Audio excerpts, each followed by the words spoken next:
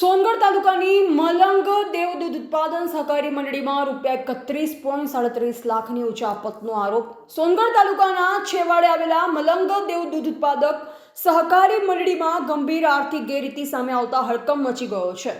મંડળીના મંત્રી દ્વારા સભાસદોના નામે ખોટી રીતે એડવાન્સ રકમ ઉપાડી લેવામાં આવી હોવાનું બહાર આવ્યું છે. મંડળીમાં શંકાસ્પદ લેવડ દેવડને લઈ માહિતી અધિકાર અધિનિયમ આરટીઆઈ હેઠળ માહિતી મંગાવવામાં આવી, જેમાં ખુલાસો થયો કે મંડળીના મંત્રી દ્વારા અનેક સભાસદોના નામે તેમની જાણ વિના એડવાન્સ રકમ ઉપાડી દેવામાં આવી હતી. આ કૃત્ય દ્વારા સભાસદો સાથે છેતરપિંડી તથા વિશ્વાસઘાત કરવામાં આવ્યો હોવાનું સભાસદોએ આક્ષેપ કર્યો છે. આરટીઆઈ દ્વારા પ્રાપ્ત થયેલ માહિતી અનુસાર અંદાજે ₹31,37,222 ઉચાપત કરવામાં આવી હોવાનું સામે આવ્યું. આ મામલે મલંગ દેવ દૂધ ઉત્પાદન સહકારી મંડળીના સભાસદો એકત્રિત થઈ સંબંધિત પોલીસ મથકે મંત્રી વિરુદ્ધ ફરિયાદ નોંધાવી કડક કાયદેસર કાર્યવાહી કરવાની માંગ ઉઠાવી છે. સભાસદોએ જણાવ્યું હતું કે દૂધ મંડળી પર તેમનો વિશ્વાસ તૂટ્યો છે અને સહકારી સંસ્થાઓમાં પારદર્શિતા રહે તે માટે દોષી સામે કડક પગલાં લેવામાં આવે તે અત્યંત જરૂરી છે. જી, આપનું નામ?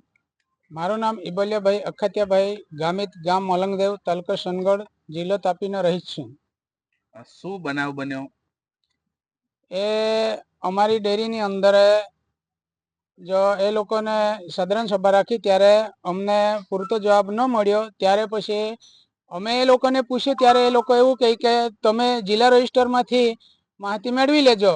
અમે બંધારણ માગ્યો મંડળીનો, ત્યારે જિલ્લા રજિસ્ટરમાંથી તમે બંધારણ મેળવી લેજો એવું કીધું. એટલે અમે આરટીઆઈ કરી, તો આરટીઆઈ કરી એમાં અમને આરટીઆઈ મળી. એમાં સભાસદોના નામ પર 18,35,000 રૂપિયા અને એ સભાસદના નામે પેમેન્ટ લેના 13,22,222 રૂપિયા, એમ કરીને 31,37,222 રૂપિયા મળીને એ લોકોએ ઉચાપત કર્યું છે. આજે શું કામ તમે અહીંયા આવ્યા છો સોનગઢ? અમને ન્યાય મળે એ માટે અમે આજે સોનગઢ અધિકારીઓને જાણ માટે આવ્યા છે. આગળ આના માટે તમે શું પગલાં લેશો? અમને યોગ્ય નિર્ણય ન મળે તો અમે આગળના અધિકારીઓ પર આગળની કાર્યવાહી કરીશું અને એવું થાય તો અમે ધરના પ્રદર્શન પણ ડેરી પર અમે કરીશું. નામ?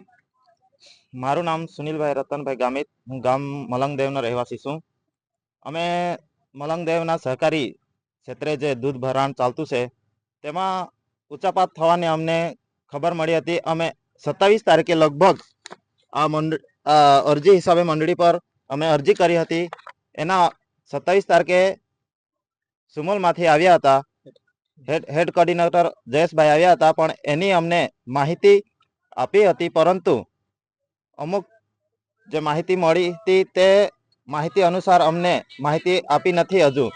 એનો આશરે લગભગ 40 થી 50 દિવસ વધારે થઈ જવા છતાં પણ અમને કંઈ એનો નિયમો અનુસાર કંઈ અમને માહિતી મળી નથી, અમને કાર્યવાહી કરી નથી. જી બેન, આપનું નામ? ગામિત રીપકાબેન શૈલેષભાઈ. અમે આટલા વર્ષોથી પશુપાલન કરીને જીવીએ છીએ, તો છતાં અમને હજુ સુધી શેર સભાસદ નહીં બનાવ્યા અને અમને મંડળીમાંથી કોણ કમિટીમાં છે એ પણ જાણ નથી કરતા લોકો.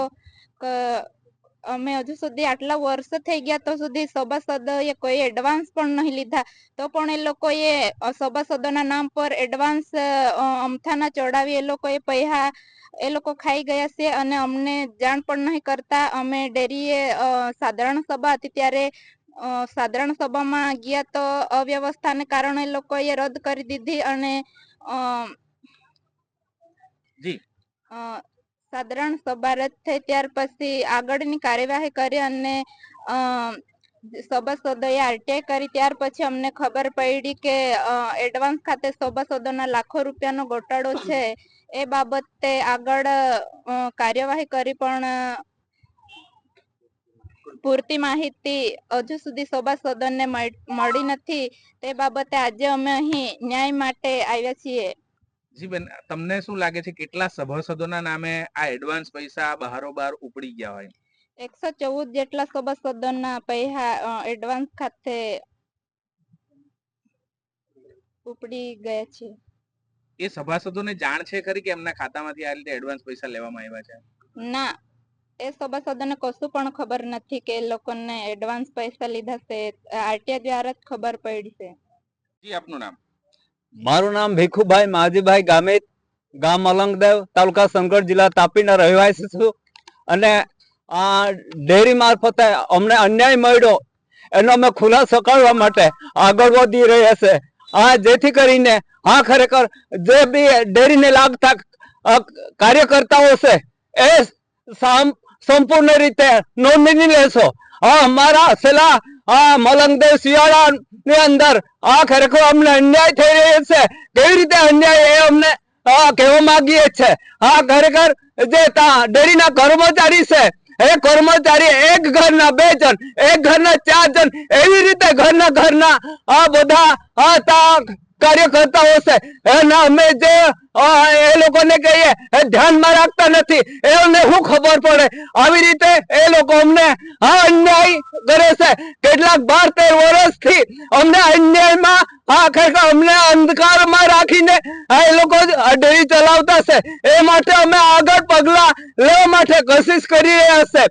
જેવી રીતે એડવાન્સમાં અમે કોઈ રૂપિયો એડવાન્સમાં લીધો નથી, તો એ છતાં કોઈકના નામ પર 30,000, કોઈકના નામ પર 14,000, એવી રીતે 31 લાખ રૂપિયા એ લોકોએ ભંડોળ ભેગું કર્યું, એ લોકોએ વાપર્યું. એ યોગ્ય નથી.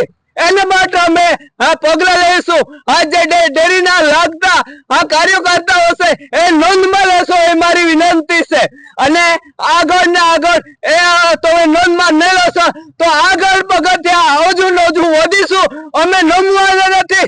અમે એને જોવા માગીશું એ અમારી ખાસ વિનંતી છે. તમને કેવી રીતે ખબર કે આ ઉચાપત થઈ ગયા આટલા લાખની?